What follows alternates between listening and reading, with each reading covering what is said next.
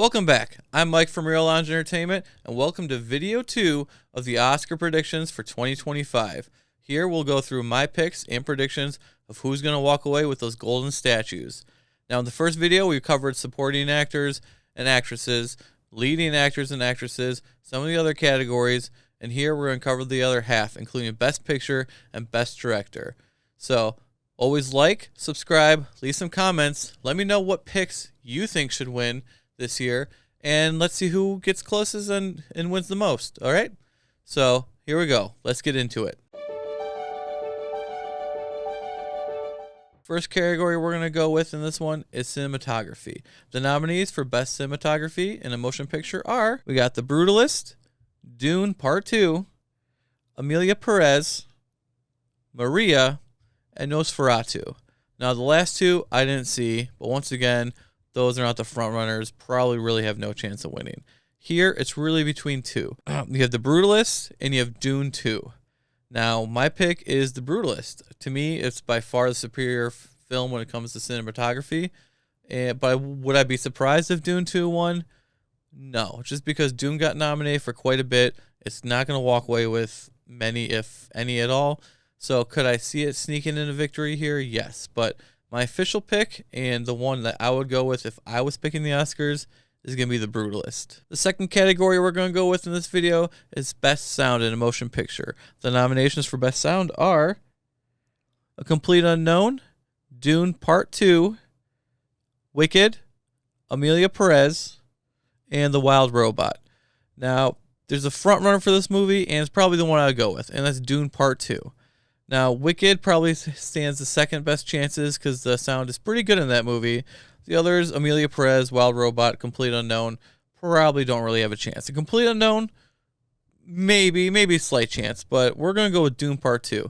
You had lots of sound effects that worked really good for this other world that we're supposed to accept, and you kind of just don't even think about how good it really is. So, my pick and prediction are both the same, Dune Part 2. Our third category is Best Editing for a Film. And the nominees this year are The Brutalist, Conclave, Anora, Emilia Perez, and Wicked. Now, the favorite to win this is The Brutalist right now. That might change by the time we get to the Oscars, but I do not want The Brutalist to win this one. As many awards as I think The Brutalist should actually win, this is not one of them. It's a long movie. It feels like a long movie and might have some pacing issues, and that's the issue with editing. So I definitely could have seen this one being edited a lot more. The second favorite is probably Conclave, and that might be the odds-on favorite to win. And even though it's good, I think Anora might steal this one. So I'm going to risk it on this one, and I'm going to say Anora takes film editing. So that's my prediction, and it's probably my choice too. Maybe Conclave would be my personal choice, but we're going to go with Anora to take the win on this. It's risky, but sometimes surprises happen in the Oscars. We lost, by the way, but, you know. Guys, I'm sorry. No, there's a mistake. Moonlight, you guys won Best Picture. Moonlight won. Come on, this is not a joke. This is not a joke. I'm afraid they read the wrong thing. The next category we're going to do is documentary. Now, I doubt most of you actually watch these movies. In fact, I only got to watch one, and I wanted to watch more, but only one was available. I couldn't see them in theaters. I couldn't rent them. They weren't streaming anywhere. So the Oscars need to do a better job of fixing this. When movies get nominated, they have to become available for people to watch. Otherwise, what's the point? So the only one I saw was Sugarcane, and that's because it was on Disney+. So my choice is I want Sugarcane to win strictly for the fact that it's the only one I could see. It was a good movie. Maybe it deserves it, maybe it doesn't, but I don't know. The odds-on favorite is No Other Land.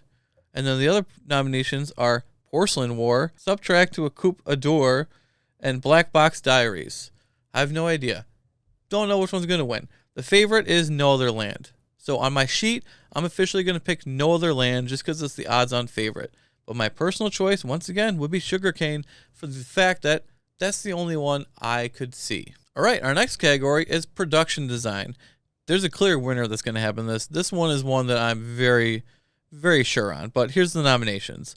Wicked, Conclave, The Brutalist, Nosferatu, and Dune Part 2. Now, the clear winner, and this is my prediction, and the one that you should all mark on your sheet, is Wicked. It feels like an old school production, lots of sets, lots of costumes, lots of makeup, lots of hair. Just everything about it screams winner here, and might be the only one they walk away with, but it's one that I would bet the farm on. Wicked, production design, right down on your sheet. Our next category is another one where I wasn't able to see most of the movies, and that is Best International Film. The nominees are Amelia Perez, I'm Still Here, Seed of a Secret Fig, Flow, and The Girl with the Needle. Now, I haven't even watched the trailer for some of these. None of them were available to me, so the only ones I saw were Flo and Amelia Perez.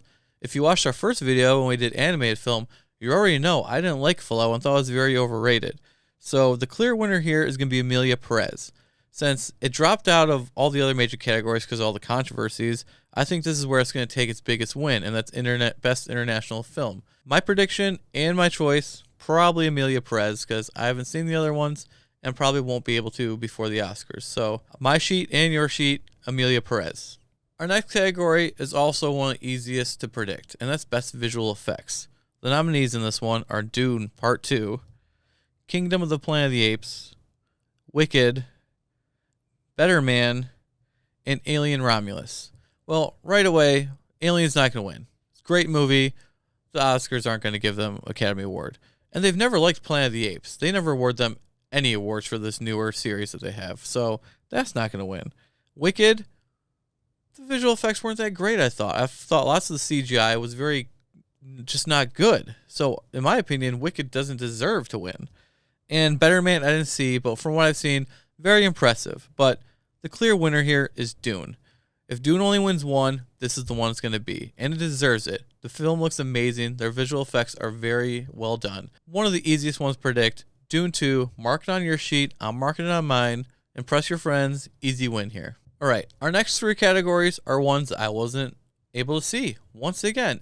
And these are all the shorts, the live action shorts, the documentary shorts, and the animated shorts. I wasn't able to see any of them. They're not available anywhere. You can't go to the theater to see them. They're not streaming anywhere. Can't buy them. This needs to change. Put them all of them just need to gather up together and release in theaters or on streaming or to rent or something where you can see all of them and make a judgment call. All these that you're not able to see, it's not fair. It makes people not interested while watching the Academy Awards to vote for stuff that they cannot see.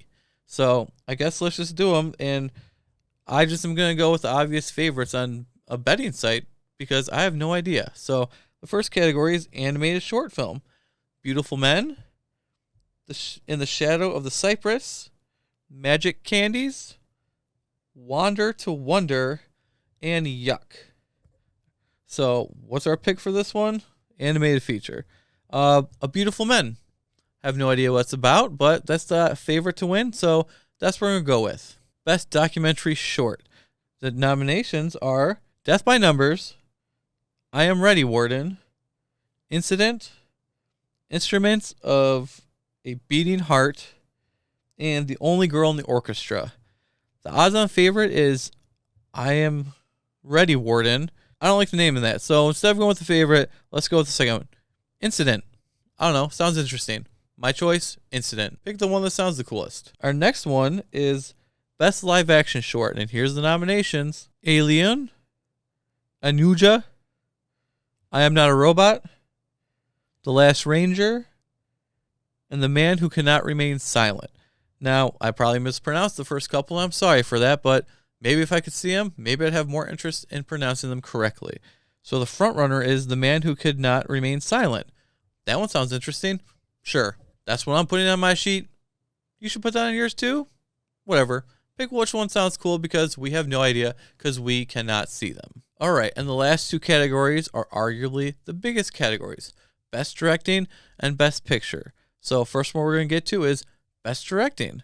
And the nominees for that are Anora, The Brutalist, A Complete Unknown, Amelia Perez, and The Substance. Now, to me, there's a big winner here. Now, all these movies probably deserve to have their directors nominated. Maybe not Amelia Perez because the movie we'll get to in the next category I wasn't that impressed with.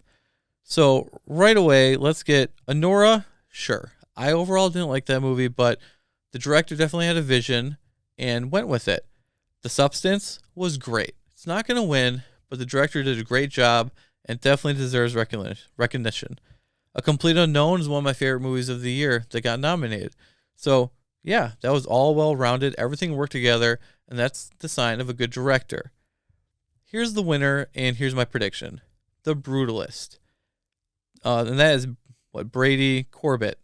Sorry if I mispronounced it. This is the odds-on favorite to win and should win. Now, will the AI being used in the movie affect it? I don't think so.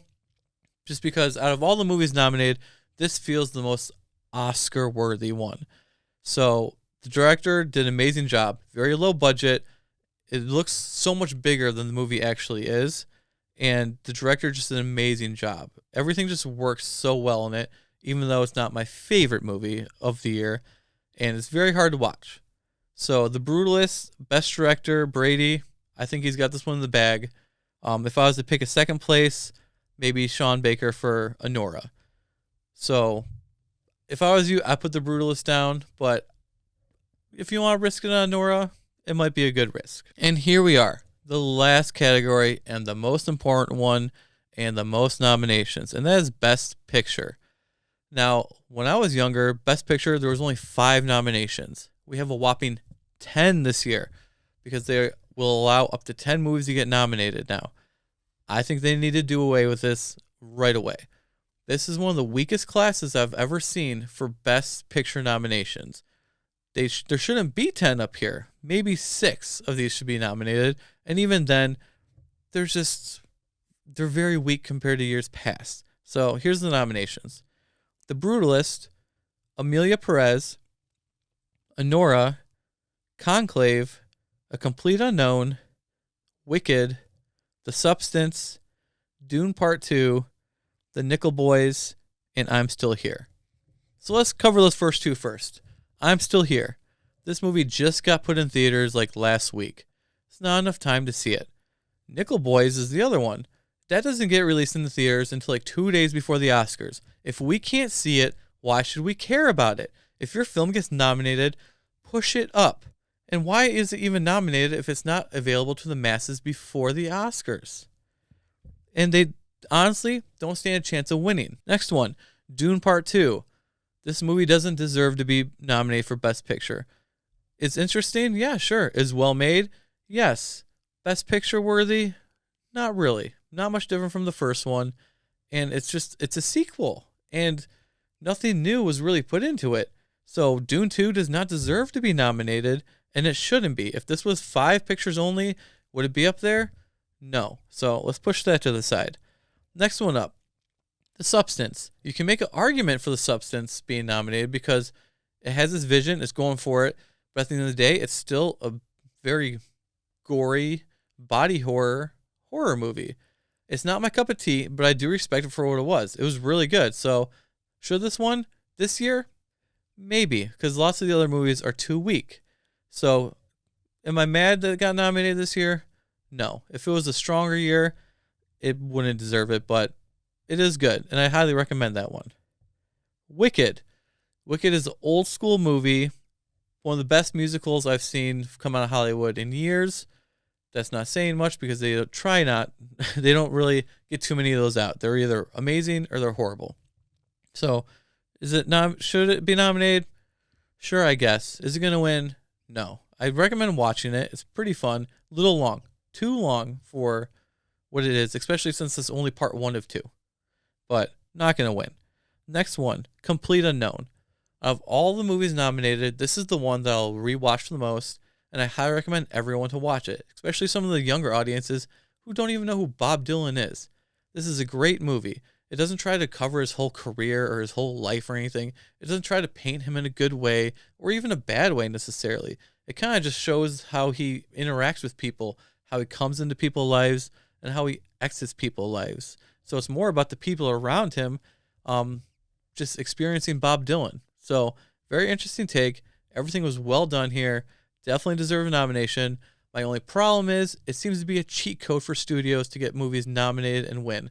Let's do a biography movie about a musician, and it always gets nominated, Best Actor always gets nominated, and I'm kind of just over it. The only thing is, since this is such a weak category this year, I don't mind it being nominated at all, and I highly recommend you watch it. The next one is Conclave. Conclave was really good until the end fumbled it, and that's all on story. The acting is amazing. You could have filled the whole male acting, the best actor and supporting actors on this movie alone. It was great, but the movie just at the end made it so unbelievable on the choice and a twist after the choice. So unbelievable, it kind of destroyed the whole entire movie for me, and it gets knocked out of contention. If it wasn't such a bad choice that made it so unbelievable, it'd be one of the stronger movies this year. And I'm sorry to say, it just didn't do it for me because the end was so bad. The next one is Anora. This one's one of my least favorite movies of the year, and that's because it's so annoying. Now, I'm not going to really give any spoilers, but the first third of the movie is just two young people naked, having fun, and that's it. And they fall in love, but there's no reason why they would fall in love, just because one's supposed to be beautiful and one has money. And then the second third of the movie is literally like being in a room with people who are just fighting, and they're just going around in a circle saying the same thing over and over and over. It drove me insane. I don't understand why it's such a celebrated movie and winning all these awards and being nominated for so much. This is one of the most annoying movies of the year, and I don't plan on ever watching it. And it just drives me insane. So there it is. The last two are Amelia Perez, which at one point was probably the front runner to win this. But unfortunately, Carla kind of self-destructed and has brought down the whole chance of this winning Best Picture or any other main categories. And my biggest problem is this movie does not deserve to be nominated. Now, is it as bad as lots of people are saying? I don't think it's as bad as, people are hating on it. Lots of these reviews I'm seeing are coming from a side of hate for the wrong reasons. I don't like this movie because it's not a good movie. I don't want to spoil it, but the whole story wants you to take somebody who literally is responsible for killing thousands of people and destroying a whole government and country, doing horrible, horrible things. And just because they switch to a different sex and then wants to unbury the bodies is supposed to be a hero of your movie? Sorry, doesn't work, never gonna work. That just ruins the whole entire movie. I cannot root or get behind somebody so evil. It's the same problem I have with Scarface, but unlike Scarface, this movie was not made that well. If the only thing really going for it is Zoe's acting in it. She was amazing in it and deserves an Oscar. Other than that, I do not like this movie. It's not as bad as people say because the quality of some of the directing and how it's shot and stuff make it, it's not the worst thing I've seen. But I'm also not going to hate on it for the wrong reasons. I'm going to hate on it for the right reasons. All right, and the next movie is The Frontrunner, and that's The Brutalist. Now, I still don't know how the effect of AI coming in, controversy, is going to affect this and take away, but the betting odds say that The Brutalist is the winner. I don't think it's going to win here. It probably deserves, out of all the picks, A Complete Unknown is my favorite, but I think The Brutalist should probably win Best Picture just because it feels that's what it is. It's an Oscar movie. It's made very well, very low budget, but I think the AI controversy is going to take it away, and honestly, it's hard to watch. It's 3.5 hours long. I like a good long movie, but there's nothing worse than a bad long movie. Now, this isn't a bad long movie, but it is still a long movie, and Adrian Brody's performance is great. All the performances are great. Guy Pearce, I can't remember the woman who plays Adrian Brody's wife. All great performances. The story just drags on forever and ever. And for a movie being so long, there's things that are left open. I don't want to go into too much into it, but the bad guy in the movie, you don't really get a conclusive thing of what happened to him at the end. If you're going to have such a long movie, I need some questions answered and not everything just left open. You can leave some things open, but not everything like you did. So for me, I think it should win. That would be my personal pick, but I'm going to go with Anora to upset. Anora has gained lots of steam You have Amelia Perez falling down because it's controversy. The Brutalist falling down for its controversy. So on my sheet, I'm going to take the risk here, and I'm going to go with Honora picking up the victory. And yes, that does make me mad and upsets me very much because that movie, I just kind of got a headache, and I don't want to watch it again. Those are all my predictions.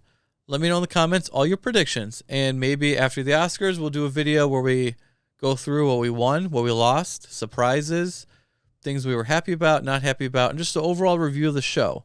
But make sure you put your comments in and your picks before the Oscars so we see how good you do. Thanks for watching video 1 and video 2 of my Oscar picks of 2025, and I'll see you in the next video.